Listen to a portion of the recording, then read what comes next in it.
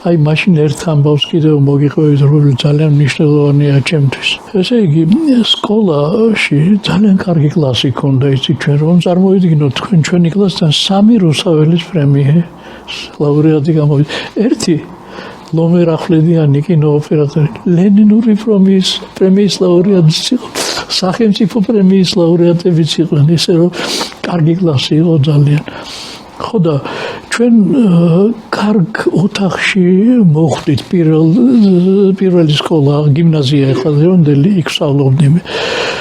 იმ ოთახს ერქვა სტალინის ოთახი და მთელი კედლები იყო სულ ლოზუნგებით და ჩვენი ასე ვთქვათ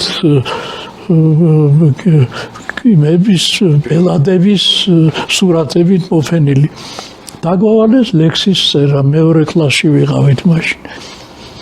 შეიძლება იმის ბრალი იყო, რომ ასეთი გარემოში ვიყავით ჩვენ, შესაძლოა იმის ბრალი იყო, რომ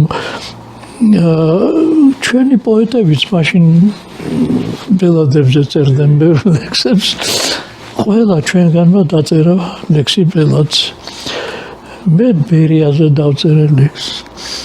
ძალიან ამახი ვიყავი, მივედი სახლში, დედა გვიან ბრუნდებოდა 2 სამსახურში მუშაობდა და ვერ დავიძინე და ველოდი მოვიდა დედა, ჩამომიჯდა საწოლზე მომეფერა და როგორ ახლა დედა იცი ლექსი დავწერე. აბა ერთი მითხარიო და მე უთხარი. მიყურა და მე მითხრა, არ გავიგო, ოდესმე ლექსი დაწერო.